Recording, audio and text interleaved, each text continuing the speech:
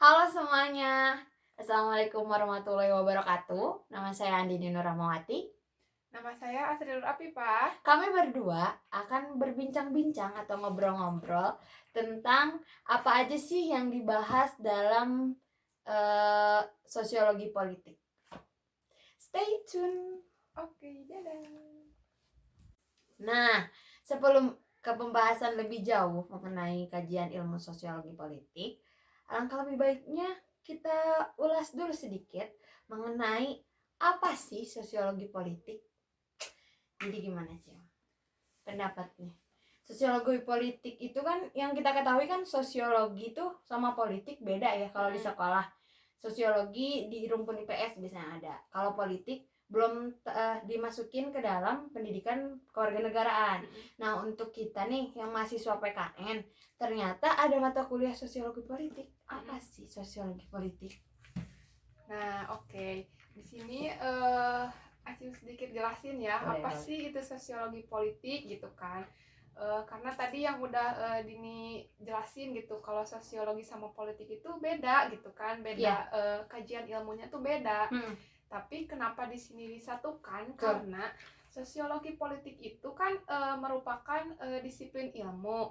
Cuman keduanya itu dipisahkan. Tapi pada kenyataannya sosiologi politik itu memiliki suatu hubungan yang saling keterkaitan. Oh iya. Karena sosiologi itu sendiri kan ngebahas tentang kehidupan masyarakat gitu kan. Nah, politik itu ngebahas tentang ilmu pemerintahan atau pemerintahan dalam suatu negara.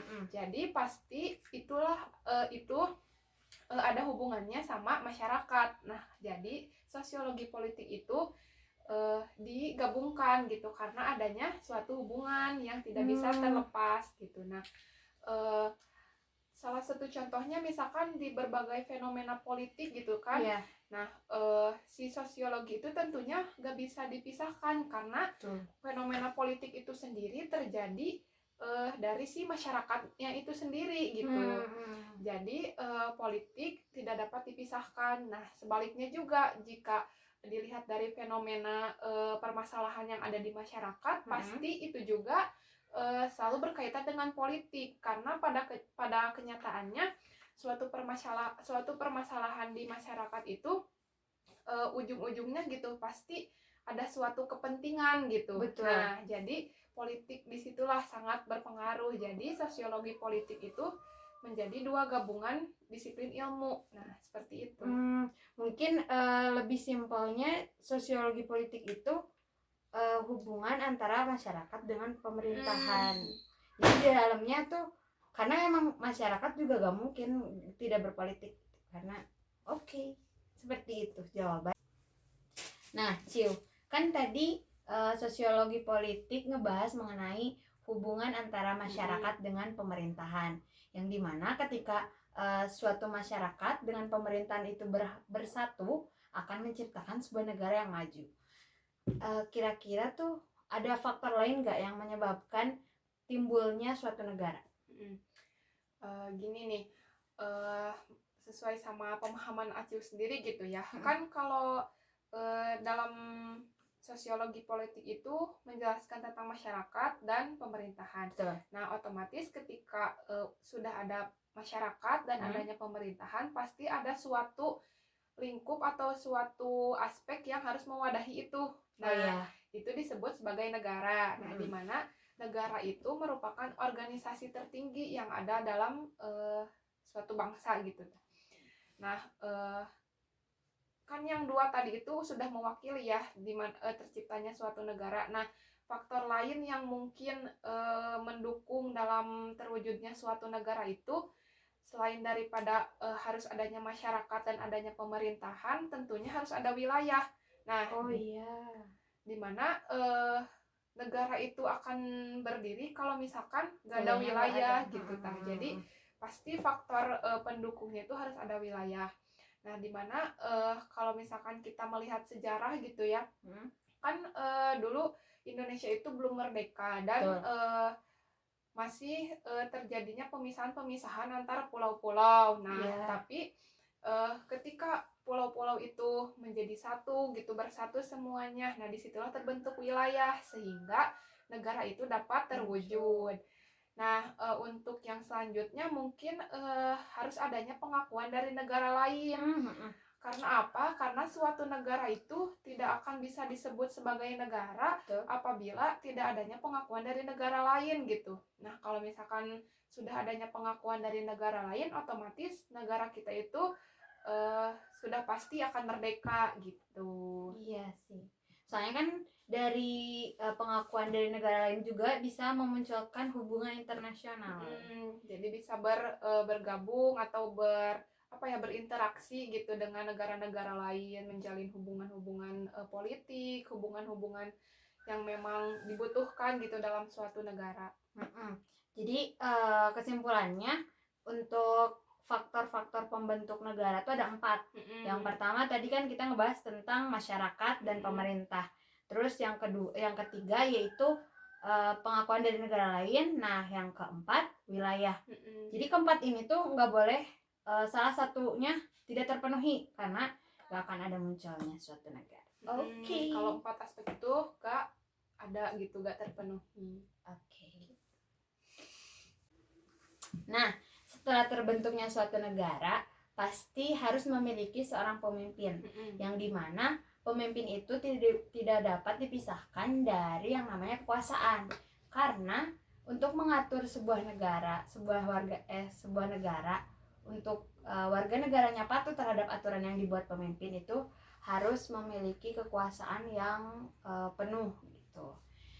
Karena kebanyakan warga negara itu mematuhi aturan atau norma yang dibuat oleh pemimpin atau pemerintah itu karena rasa takut. Sebetulnya kekuasaan itu membuat orang takut atau sebetulnya ada sisi positif dari kekuasaan itu sendiri?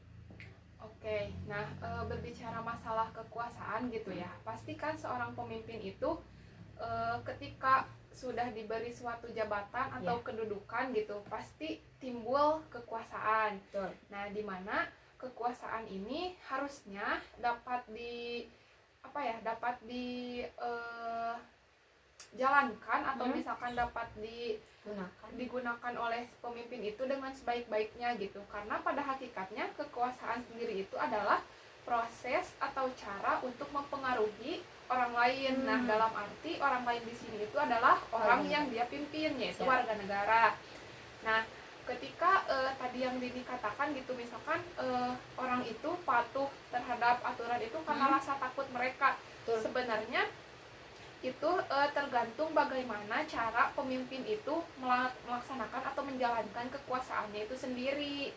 Nah, jika pemimpin itu menjalankan kekuasaannya secara otoriter atau misalkan penuh dengan paksaan terhadap si warga negaranya itu sendiri, ya mungkin rasa takut itu akan muncul. Betul. Dan mau tidak mau warga negara itu harus patuh gitu terhadap aturan, meskipun ada aturan yang tidak sesuai dengan harapan dari warga negaranya gitu.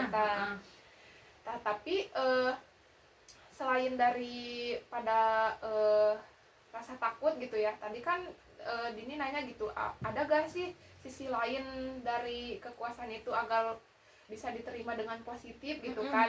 Nah, bisa kita mensiasati itu dengan rasa cinta gitu. Nah, cinta ya guys. Nah, rasa cinta bisa bisa ditunjukkan oleh pemimpinnya itu sendiri ataupun dari warga negaranya. Karena ketika seorang pemimpin menjalankan kekuasaannya dengan rasa cinta, dengan penuh kasih sayang gitu ya, atau kelembutan, misalkan menjalankannya itu dengan penuh damai gitu. Nah, pasti dari si masyarakat atau warga negaranya juga pasti akan meresponnya dengan positif gitu. Nah, otomatis si masyarakat itu mematuhi semua aturan yang dilakukan oleh si penguasa tersebut, karena pada dasarnya si kekuasaan yang dikeluarkan itu semuanya positif gitu. Jadi warga negara juga akan menanggapinya secara positif.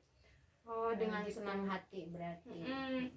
Karena nggak ada paksaan tadi. Ya, nah tadi kan sedikit disinggung gitu ya, rasa takut, rasa cinta. Nah, itu merupakan unsur-unsur yang harus ada sebenarnya dalam kekuasaan. Rasa takut itu juga perlu gitu. Karena kan ketika seorang pemimpin itu ditakuti atau disegani, otomatis rakyat pun akan patuh gitu terhadap aturannya. Cuman ya pemimpinnya juga harus bisa menempatkan gitu mana kekuasaan yang positif, mana kekuasaan yang negatif gitu, agar tidak bersikap sewenang-wenang atau otoriter tadi gitu. Oh iya. Terus tapi kan ada juga nih tadi disinggung juga sedikit mengenai aturan yang sebetulnya tidak harus negatif lah, tapi sama warga negaranya teh dilakuin karena menurut mereka pemimpin mereka ini teh pemimpin yang terbaik gitu. Ada ya sikap yang kayak gitu. Jadi memunculkan sifat fanatisme gitu terhadap pemimpinnya. Mungkin itu teh karena si warga negaranya merupakan bukan kader. Kalau partai politiknya pengusung. Jadi menganggap bahwa keputusan pemimpinnya tuh keputusan terbaik. Sempat nyinggung kan sifat fanatisme dari seorang masyarakat gitu terhadap suatu pemimpinnya. Nah, betul kadang emang masyarakat atau warga negara itu masih memiliki sifat fanatisme gitu ya terhadap seorang pemimpin. Karena pada dasarnya sifat fanatisme itu masih termasuk ke dalam unsur dari kekuasaan itu sendiri. Nah, dijelaskan bahwasanya si fanatisme ini bisa dikategorikan sebagai pemujaan gitu ya, kalau kasarnya gitu ya, pemujaan.